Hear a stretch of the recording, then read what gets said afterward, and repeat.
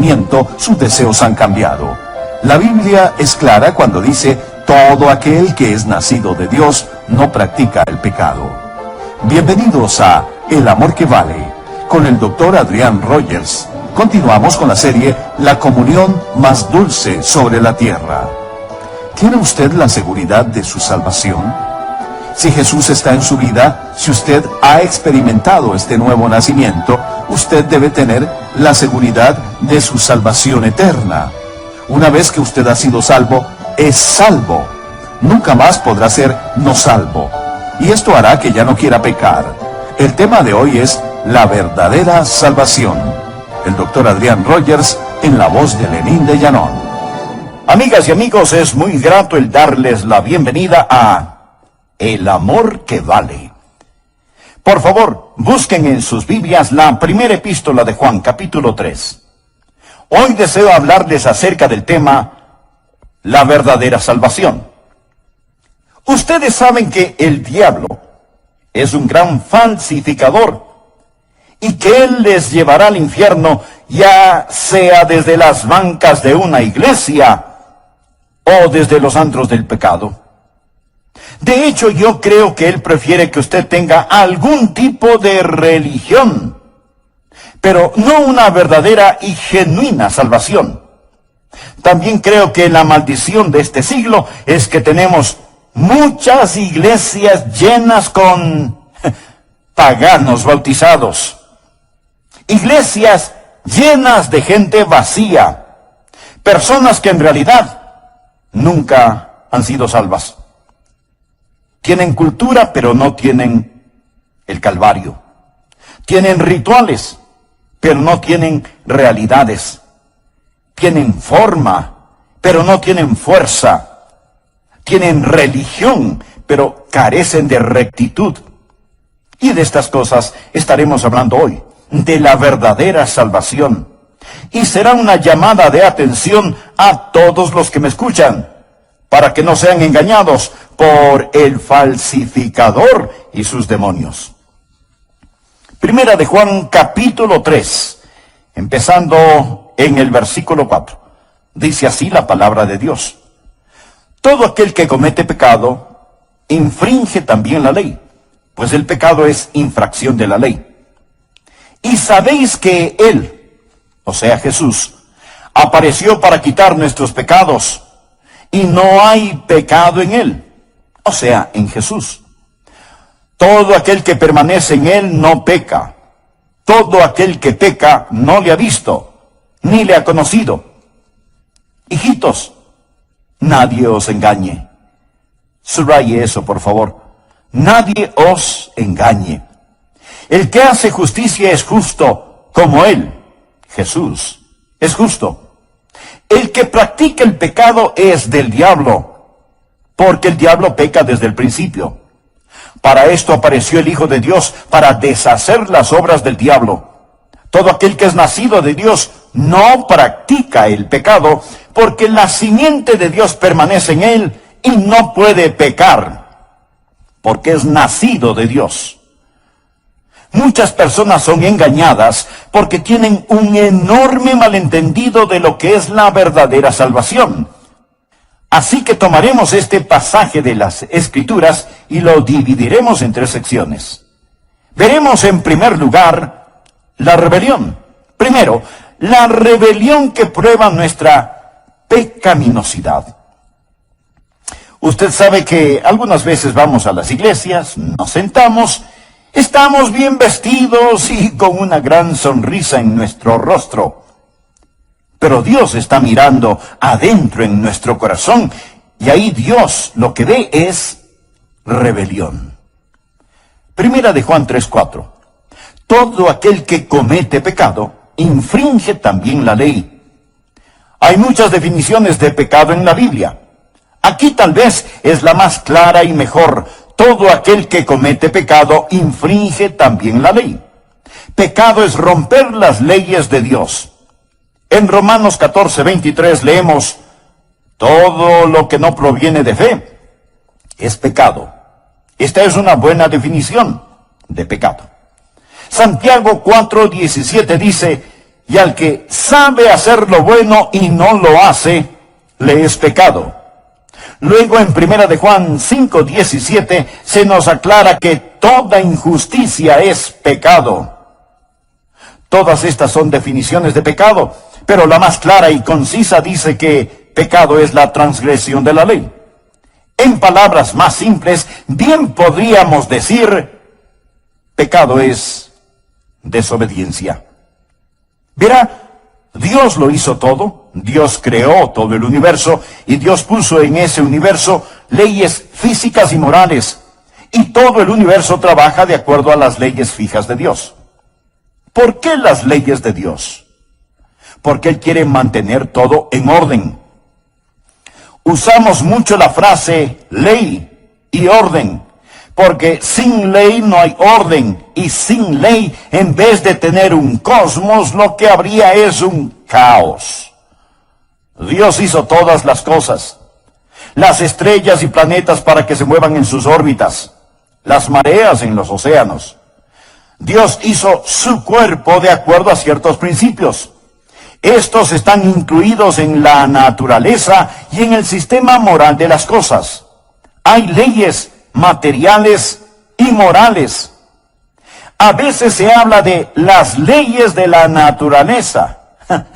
No hay tales leyes de la naturaleza.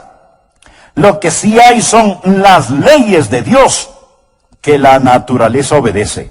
Espero que entienda esto. Usted sabe que hoy tenemos una generación de personas que hablan acerca de la madre tierra. Pero en realidad de lo que necesitamos hablar es acerca del Padre Dios. En vez de los días de Pascua, ahora se promueve el Día de la Tierra. Así que hay que salir y adorar al polvo. Escuche, todo el universo trabaja de acuerdo a leyes fijas. La ley de la gravedad, por ejemplo. Si usted se lanza desde lo alto de un edificio, usted no va a romper la ley de la gravedad. Usted va a demostrarla, ¿no le parece? Pero al final de esa demostración, usted estará completamente roto.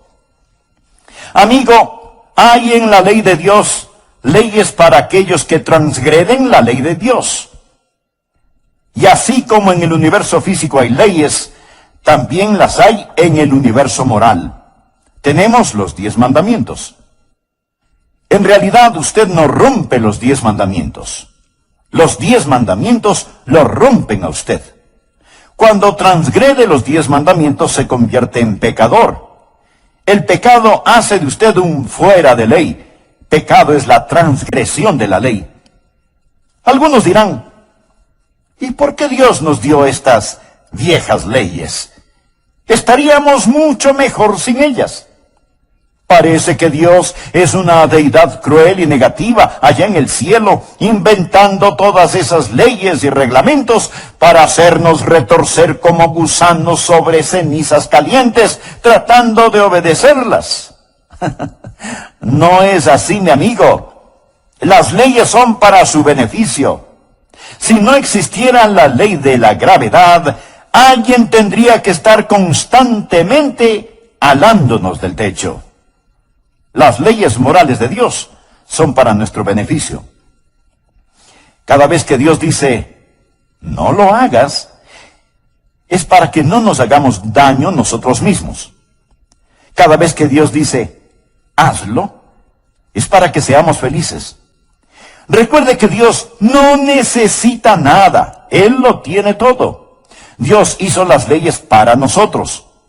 Pero el pecado es la transgresión de la ley. Y cuando pecamos, no solo que rompemos sus leyes, sino que también rompemos su corazón. Porque Dios nos ama.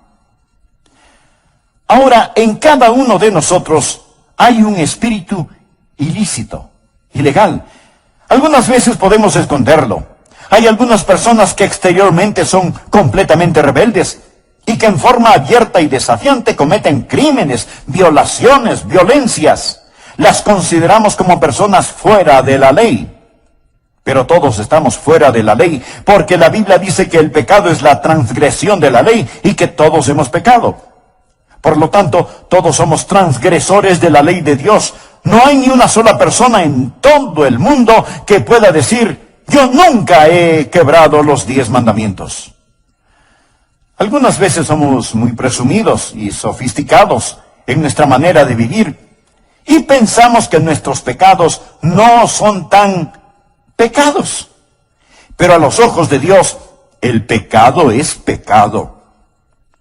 Pudiera ser que no tengan las mismas repercusiones, pero pecado es pecado. Pecado es la transgresión de la ley.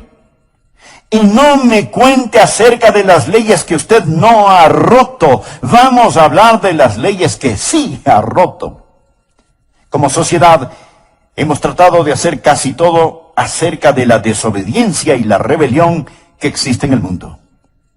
Lo hemos tratado con la educación. ¿Piensa que podemos cambiar el corazón del hombre por medio de la educación? Recuerde, la Alemania nazi fue una nación muy educada. Alguien dijo que si usted toma a un hombre ignorante que está robando una sandía de un carro y lo educa, más tarde él se robará la sandía y también el carro. Se convertirá en un diablo astuto. La educación no es la respuesta. Hemos tratado la psicología pensando que tal vez si entrenamos o psicoanalizamos a las personas sería la solución. Pero aún estamos inundados de desobediencia y de rebelión. Hemos tratado con la legislatura, con la fuerza policial, con las prisiones. Y las prisiones se han vuelto una ciénaga de descontento y odio, donde crece más y más el virus del crimen. Y cuando los presos salen de la prisión, retornan a sus actividades criminales, porque el problema está en el corazón del hombre. Y aunque usted pueda someter a un hombre exteriormente, él seguirá siendo un rebelde en su corazón. Una madre tenía un hijo que no le obedecía. Así que para disciplinarlo, le dijo que se metiera en el armario o closet por un rato. Llorando y protestando, él se metió en el armario del cuarto de su mamá. Después de varios minutos, todo estuvo en silencio y la mamá se preocupó. Así que fue hasta su cuarto, se acercó al armario y preguntó: Juanito, ¿qué estás haciendo? Y Juanito le contestó: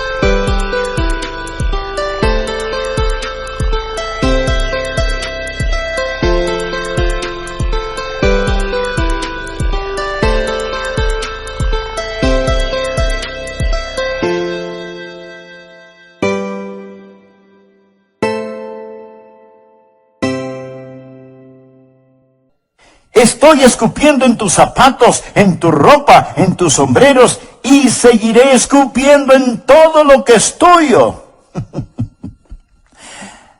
Desobediencia, rebeldía en el corazón. Tal parece que lo que necesitamos hacer es quitar a la policía de las calles y ponerla en el corazón. Espero que usted vea que la rebelión prueba nuestra pecaminosidad. Todo aquel que comete pecado infringe también la ley. El pecado es infracción de la ley. Algunos de ustedes seguramente estarán pensando que sus pecados no son tan grandes. O tal vez piense que usted no peca demasiado. Permítame hacer unas pocas preguntas. ¿Cuántos de ustedes alguna vez se han apoderado de algo que no les pertenecía? Ya sea unas monedas de la alcancía de su mamá o un juguete que estaba en el patio del vecino. ¿Alguna vez en el colegio copió las respuestas del examen del trabajo de otro compañero? Así que, vamos, conteste honestamente. ¿Cuántos de ustedes se han apoderado alguna vez de algo que no les pertenecía? ¿Cuántos de ustedes han dicho alguna mentira una vez? Que haya sido una mentira blanca o a colores no hace la diferencia. ¿Cuántos? ¿Cómo? Ninguno. Vaya, tengo una audiencia de ladronzuelos y mentirosos.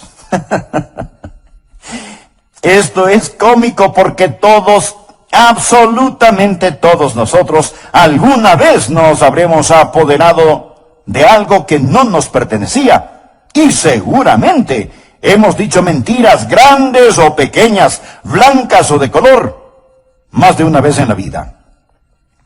Amigo, ¿se ha dado cuenta que lo que hacemos no es el problema? El problema radica en lo que somos. Un hombre no es mentiroso porque miente, miente porque es mentiroso. Un hombre no es ladrón porque roba, roba porque es ladrón. El problema está en el corazón humano porque, como lo dijo el profeta Jeremías, engañoso es el corazón más que todas las cosas y perverso. El pecado es la transgresión de la ley de Dios y nuestras rebeliones prueban nuestra pecaminosidad. Segundo, deseo que vea la justicia que proclama nuestra condición de hijos de Dios. En 1 de Juan 3:2 leemos: amados, ahora somos hijos de Dios, y aún no se ha manifestado lo que hemos de ser. Ahora miremos a la justicia que proclama nuestra condición de hijos. Y sabéis que Él apareció para quitar nuestros pecados, y no hay pecado en Él. Todo aquel que permanece en Él no peca. Ahora, si estamos en Cristo, somos salvos. Y la Biblia dice que no vamos a pecar. Tenemos a muchas personas que dicen que son salvas, que van rumbo al cielo, pero no se ve ningún cambio en la manera en que viven, ni uno solo. Esa es la razón por la que yo los llamo paganos bautizados. No hay cambio. Escúcheme. La Biblia dice: de modo que si alguno está en Cristo, nueva criatura es. Las cosas viejas pasaron, he aquí todas son hechas nuevas.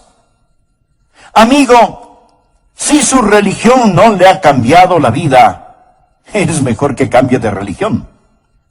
En nuestros días tenemos toda clase de fáciles creencias.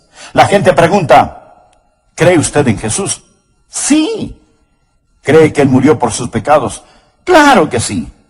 Entonces usted es salvo. No, no lo es. Recuerde que el diablo también cree y tiembla. Usted es salvo cuando se arrodilla delante de Jesucristo, cuando hace de Jesucristo el Señor de su vida. Sí, ese es un acto de fe, ese es un cambio. Y si su religión no cambia su vida, no tiene nada de lo que la Biblia habla. Quiero dejar muy en claro lo siguiente: usted no se salva reformando su vida. Nuestro Señor nunca nos dijo que debemos limpiarnos y que entonces Él nos salvaría. Es al revés. Venimos a Jesús como somos. Jesús no vino a salvarnos en nuestros pecados. Jesús vino a salvarnos de nuestros pecados. Veamos nuevamente 1 de Juan, capítulo 3, versículos 5 y 6. Y sabéis que Él apareció para quitar nuestros pecados, y no hay pecado en Él. Todo aquel que permanece en Él no peca. Lo que está diciendo es que si pertenecemos a Cristo, vamos a ser como Él es. El versículo 7 dice: hijitos, nadie os engañe. El que hace justicia es justo, como Él es justo. Esa es la justicia que proclama nuestra salvación. Si usted no es justo, usted no es salvo. ¿Sabe lo que significa la palabra cristiano? Significa como Cristo. Y en Cristo no hay pecado.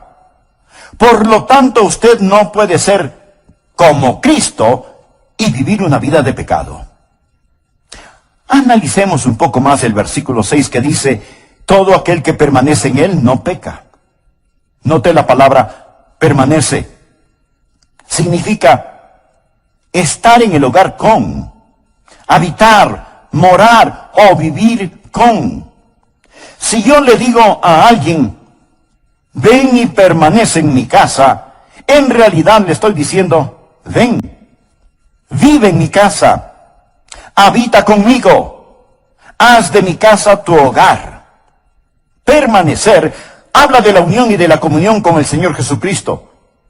La razón por la que muchas personas todavía viven en pecado, a pesar de que sean miembros de una iglesia, es que ellas han aceptado algunos credos, pero no han aceptado a Cristo.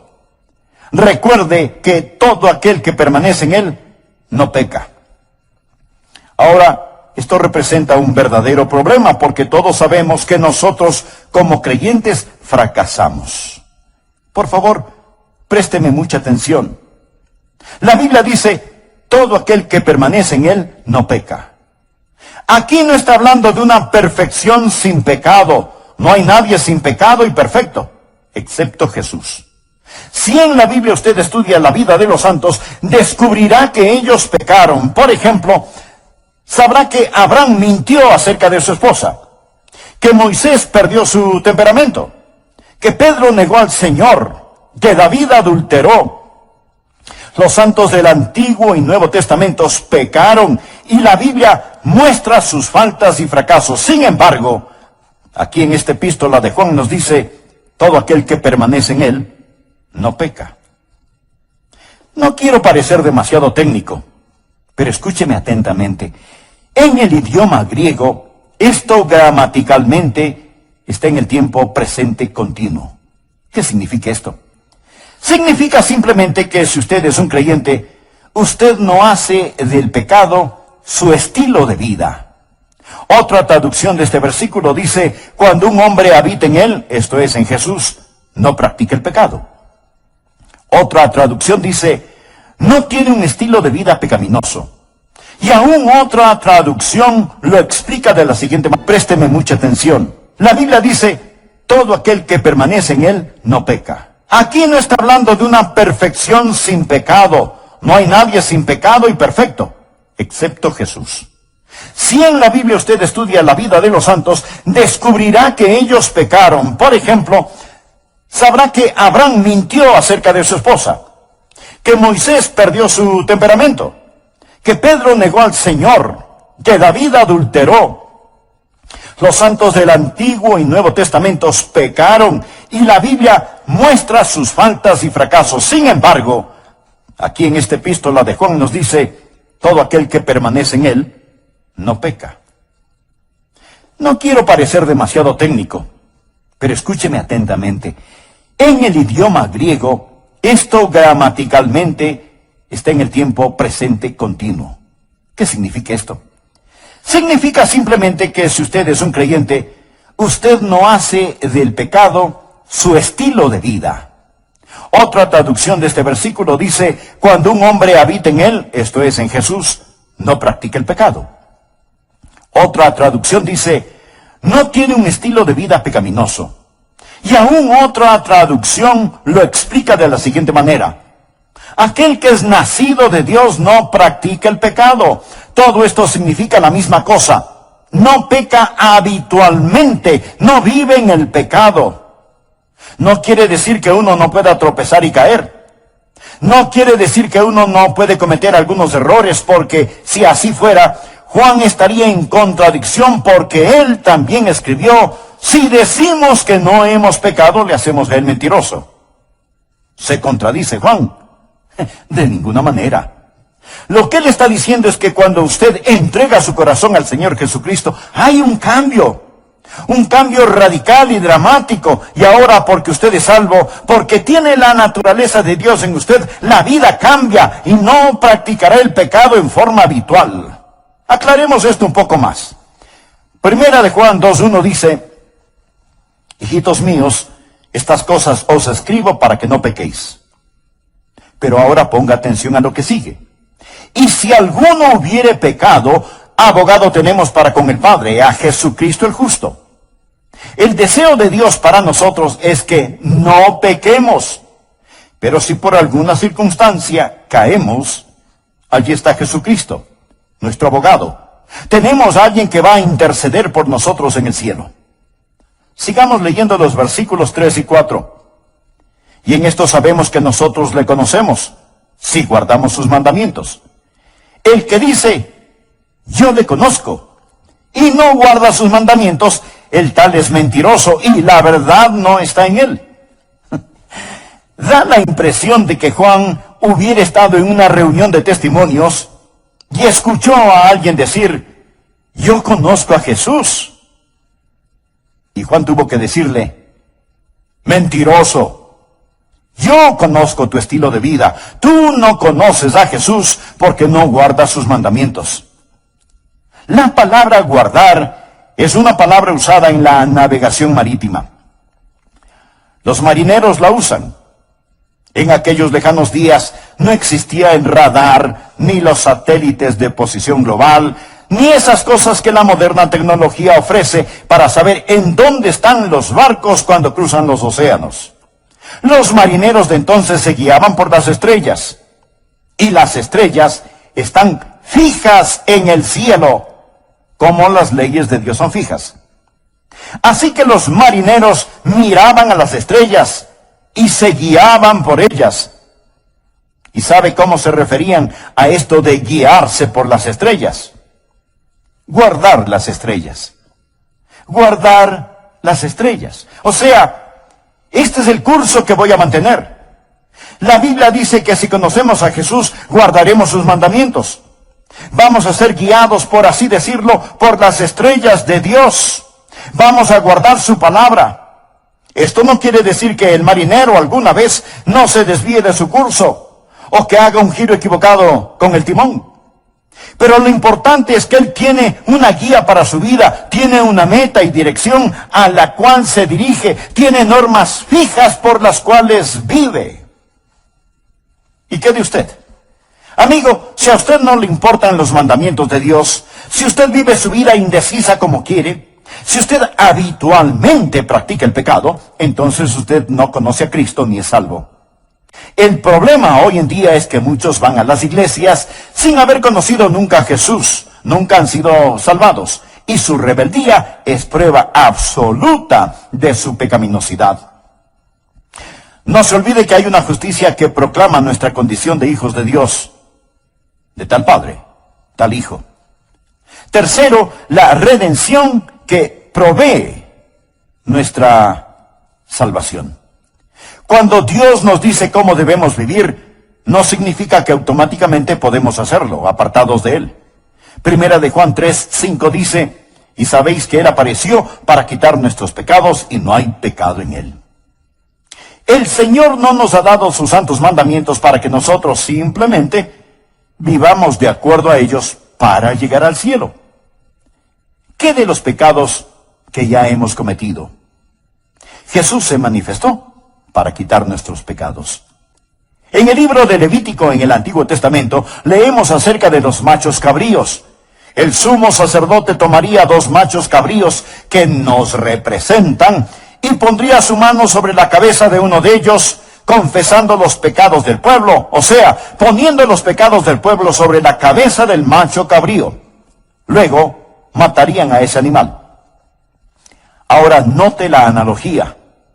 Ese macho cabrío representaba al Señor Jesucristo. Nuestros pecados fueron puestos sobre Él y Él murió en la cruz por nuestros pecados. Después tomaban al otro macho cabrío y lo llevaban al desierto. Allí lo soltaban para que no regrese nunca más. Y esto representa a Jesús, llevando nuestros pecados hasta la tumba del olvido de Dios para no ser traídos nunca más contra nosotros. ¿Cuál es la redención que provee nuestra salvación? Primero, somos redimidos de la pena del pecado. Jesús fue manifestado.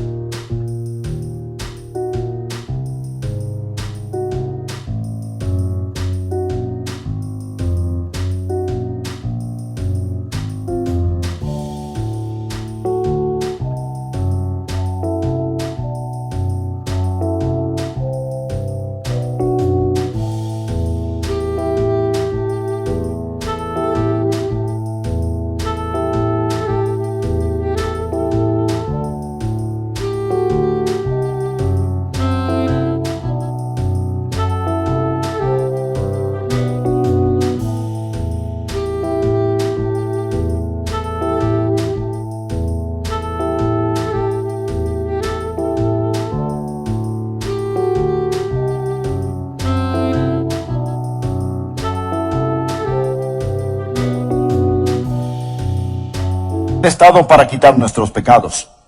Cuando Juan el Bautista lo vio, dijo: he aquí el Cordero de Dios que quita el pecado del mundo. Pero no solo nos ha redimido de la pena de nuestro pecado, sino que nos ha redimido del poder de Satanás. El mismo apóstol Juan nos dice: hijitos, nadie os engañe, el que hace justicia es justo, como él es justo. El que practica el pecado es del diablo, porque el diablo peca desde el principio. Para esto apareció el Hijo de Dios, para deshacer las obras del diablo. Entonces, Jesús vino primero para quitar nuestros pecados y segundo, para destruir el poder del diablo. Ahora somos redimidos de la pena de nuestro pecado y redimidos del poder de Satanás. Esa es la razón por la cual Juan dice que si usted sigue viviendo como un diablo, es porque usted pertenece al diablo. A veces criticamos el libertinaje de Hollywood, a los comerciantes de licores, a los vendedores de drogas, etc. Nos disgusta todo lo que ellos hacen. Decimos que están pecando. Por supuesto que están pecando, son pecadores. ¿Qué es lo que se supone que deben hacer los pecadores? Pues, pecar. ¿Qué otra cosa podrían hacer? Son pecadores. El que comete pecado es del diablo. Y ese es el problema en muchas iglesias. No enseñamos a la gente cómo ser salvos. Simplemente los llevamos a la iglesia. Y la iglesia, en vez de ser un redil, se convierte en un zoológico. Y el pastor trata de que no se maten los unos a los otros. La Biblia dice: el que practica el pecado es del diablo, porque el diablo peca desde el principio. Para esto apareció el Hijo de Dios, para deshacer las obras del diablo. La palabra deshacer en el griego no significa aniquilar. Significa hacer inefectivo, hacer inútil. Por ejemplo, en la cruz, Jesús arruinó el reino de Satanás. Lo hizo inútil, inefectivo. Satanás ya no tiene autoridad ni poder sobre usted. Antes de que usted fuera salvo, era esclavo de Satanás. No era más que un sucio juguete en las manos de Satanás. Alguien podrá decir: no, yo era libre. Claro. Usted creía que era libre. Libre para hacer lo que le diera la gana, pero no era libre para hacer lo que debería haber hecho, porque era esclavo de Satanás. Jesús vino a darle libertad. Jesús vino a terminar con el destruidor. Y porque ahora tengo nueva vida en el Señor Jesucristo, nunca tendré que enfrentar la pena por mi pecado, porque Jesús llevó todos mis pecados. Y puedo decirle a Satanás que se vaya al infierno. Ya no tengo que escucharle. Ya no tengo que obedecerle, porque su poder ha sido destruido. Jesús ha destruido el poder de Satanás. Si usted no comprende esto, mi querido amigo, no podrá vivir la vida cristiana. Le estoy hablando de algo real, verdadero. No solo de que Jesús nos libera, sino de la redención que provee nuestra salvación. Jesús no solo nos libra del poder del pecado, de la polución espiritual, del poder de Satanás, sino que también nos libera de nuestro propio ego. Primera de Juan 3:9 dice: todo aquel que es nacido de Dios no practica el pecado, porque la simiente de Dios permanece en él, y no puede pecar porque es nacido de Dios. Amigo, esto me dice que soy redimido. Soy redimido de la realidad de mi ego. Verá, si Jesús solamente me salva de mi pecado, y eso es todo, todavía tengo que enfrentarme a mí mismo. Y yo soy mi peor enemigo. Pero Jesús me ha redimido de la pena de mi pecado. Jesús me ha redimido del poder de Satanás. Jesús me ha redimido de mi propio ego. Jesús no solo murió por mis pecados, sino que murió por mí, por lo que yo soy. Todo aquel que es nacido de Dios no practica el pecado, porque la simiente de Dios permanece en él, y no puede pecar porque es nacido de Dios. Ahora escúcheme con atención. Cuando usted fue salvo, adquirió una nueva dinámica. Jesús la identifica como nacer de nuevo. Cuando yo nací la primera vez, tuve vida física. Cuando recibí a Jesucristo como mi Salvador personal y Señor, recibí vida espiritual. Recuerde lo que Jesús le dijo a Nicodemo: lo que es nacido de la carne, carne es. Lo que es nacido del Espíritu, Espíritu es.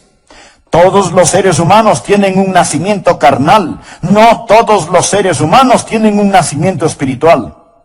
Note bien lo que dice la palabra de Dios. Todo aquel que es nacido de Dios. ¿Cómo es que podemos ser nacidos de Dios? Yo nací de Rosa y Arden. Ellos fueron mis padres físicos.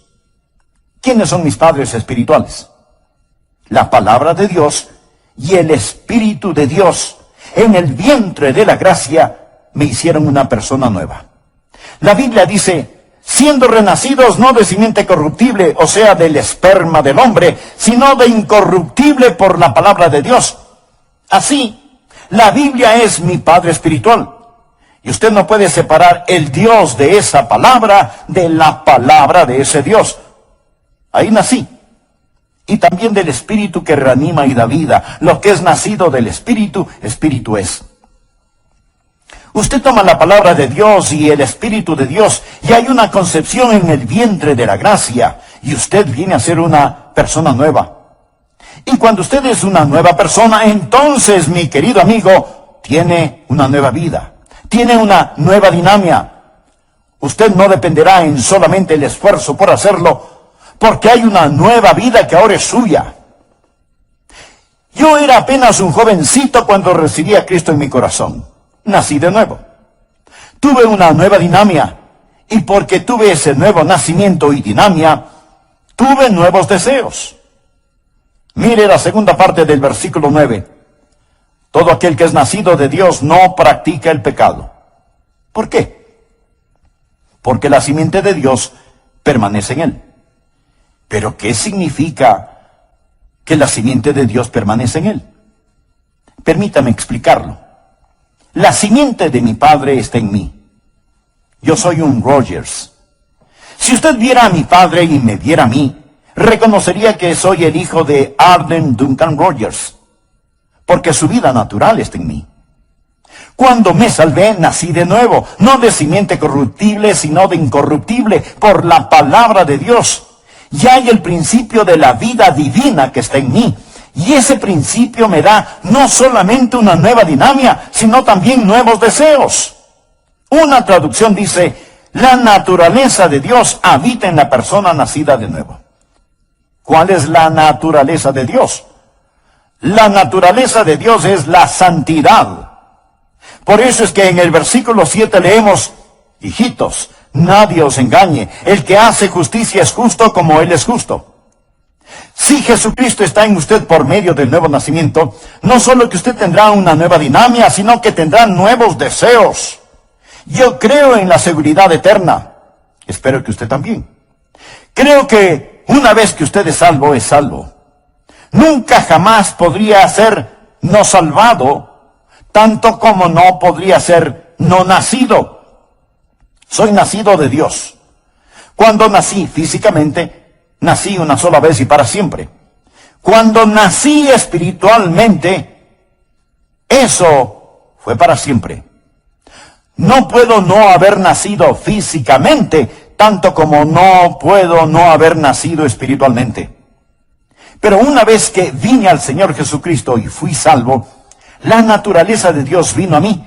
Y ahora, teniendo la naturaleza de Dios en mí, yo ya no quiero pecar. Algunas personas dicen, creo en la seguridad eterna, pero sin embargo, siguen pecando todo lo que quieren.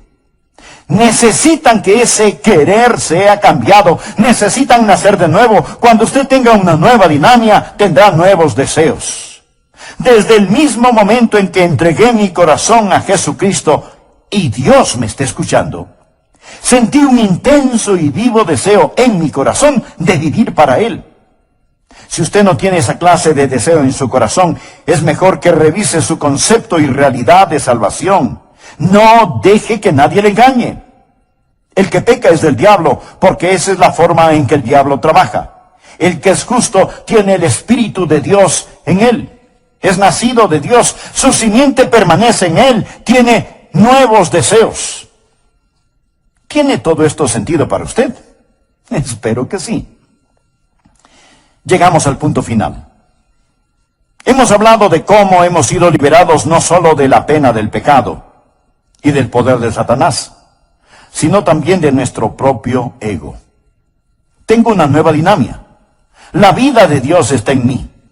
Tengo un nuevo deseo. Quiero ser como Él, porque Él está en mí y yo en Él. Permanezco en Él. Y tengo un nuevo poder disuasivo. Y no puede pecar, porque es nacido de Dios. No puede pecar, porque ha nacido de nuevo. Amigo, si el Dios que yo conozco vive en usted, permítame decirle que usted simplemente no puede vivir habitualmente en pecado. Si Jesucristo vive en usted, no puede seguir en forma descuidada, atolondrada y continua, practicando un estilo de vida de pecado. Si lo hace, Dios sabrá cómo, cuándo y dónde disciplinarlo. El Espíritu Santo de Dios no le dará tregua ni descanso hasta que usted, bajo convicción, entienda que Él le quiere liberar no solo de la pena del pecado y del poder de Satanás, sino también de su propio ego. Usted ha nacido de nuevo, ha recibido una nueva naturaleza y con ella una nueva dinámica, un nuevo deseo, un nuevo poder disuasivo. Usted está viviendo para Jesucristo. No voy a preguntar a qué iglesia o denominación pertenece usted, pero sí deseo hacerle una importante pregunta. ¿Conoce usted al Señor Jesucristo? Recuerde que hay una rebelión que prueba nuestra pecaminosidad, que el pecado es la transgresión de la ley de Dios, que hay una justicia que proclama nuestra condición de hijos de Dios. Esta es la forma en que sabemos que hemos sido salvos. Hay la redención que provee salvación y nos redime de la pena del pecado, del poder de Satanás y de nuestro propio ego. El apóstol Pablo les escribió a los hermanos de Corinto lo siguiente: examinaos a vosotros mismos si estáis en la fe. ¿Es usted salvo? Si este fuera su último momento sobre la tierra, ¿tiene la absoluta seguridad de que se iría al cielo? Si usted no tiene esa seguridad de salvación, le invito a que ore conmigo esta sencilla oración. Querido Dios, he quebrantado tus leyes. Soy un pecador y mi pecado merece tu castigo, pero imploro tu misericordia. Necesito ser redimido de la penalidad de mi pecado. Necesito ser liberado del poder de Satanás. Necesito ser salvado de mi propio ego.